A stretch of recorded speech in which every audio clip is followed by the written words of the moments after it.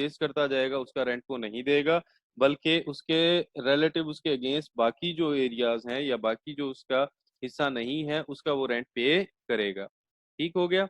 अच्छा, ये हमारे पास एग्जाम्पल है, ये उसका आंसर गिवन है। यही एग्जाम्पल यहाँ हमारे पास मौजूद है सेम बुक में, शुरू में एग्जाम्पल है और एंड में इसका सोल्यूशन गिवन है।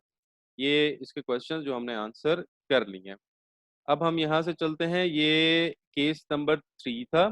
केस नंबर 3 के बाद आप केस नंबर 5 पर आ जाएंगे।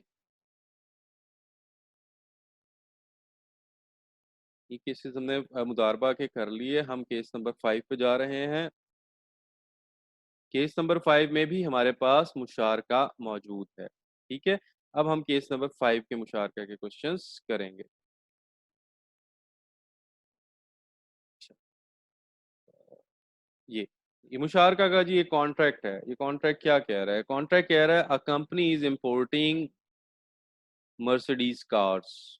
ठीक है, an Islamic bank invest US 8 million 80% profit share, an investor invest US 2 million for 20%. The investor is to be paid 10% management fee as percentage of profit after expense. ठीक है, and उसके बाद हो क्या रहा है वो हमारे सामने गिवन है। अच्छा, अब हम इसको यहीं सॉल्व कर लेते हैं। कैसे सॉल्व करेंगे? सबसे पहले हम सेल प्रोसीड आपके पास लिखे हुए हैं, एक्सपेंसेस आपके पास लिखे हुए हैं। यहीं से अगर हम एग्जाम्पल को प्रोसीड करें तो आफ्टर एक्सपेंस सेल क्या निकलेगी?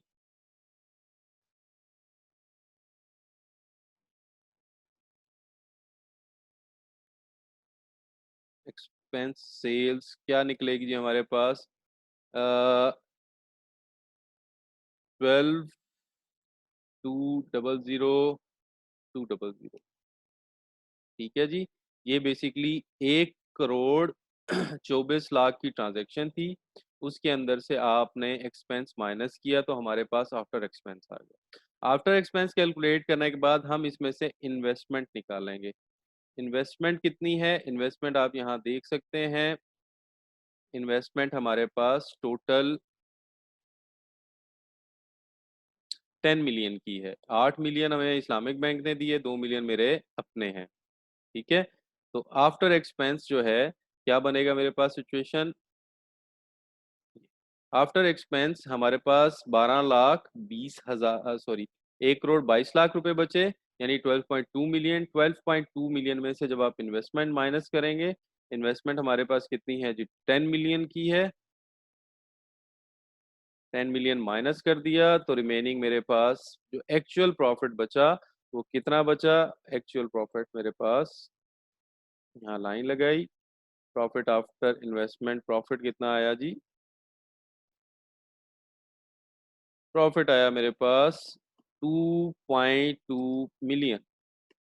1 करोड़ 22 लाख में से जब आप 1 करोड़ निकाल देंगे तो रिमेनिंग आपके पास 22 लाख बचा। अच्छा, साथ ही वो ये कहता है कि जो मैनेजमेंट फी है जो इन्वेस्टर को दी जाएगी वो है 10%। 10% आफ्टर एक्सपेंस। आफ्टर एक्सपेंस सारा कुछ हमने निकाल दिया, इन्वेस्टमेंट भी निकाल दी, हमने नेट प्रॉफिट कैलकुलेट किया। इस प्रॉफिट का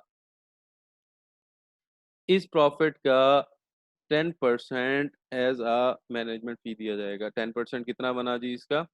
अगर मैं कैलकुलेट करता हूँ तो ये बनता है 2,20,000,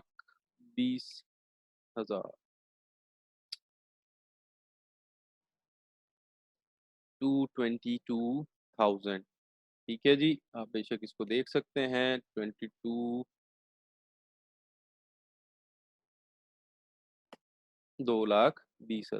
2,20,000 एज अ मैनेजमेंट फी मैं उसको वापस कर दूंगा या दूंगा।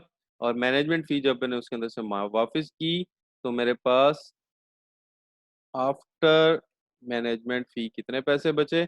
वो जनाब बचे मेरे पास इक्वल टू 2.2 मिलियन माइनस 220,000। ठीक हो गया। 220,000 इसमें से माइनस कर दें तो हमारे पास क्या आंसर आता है?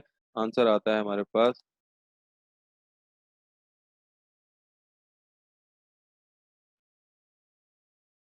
आंसर हमारे पास आया 19,800 19,80,000। अच्छा, ये वो प्रॉफिट है जो अब हमने डिस्ट्रीब्यूट करना है बैंक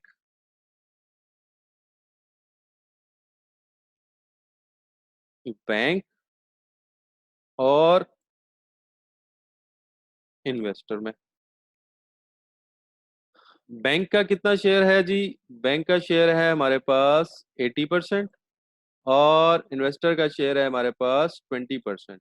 तो 1980 का यानी 19,80,000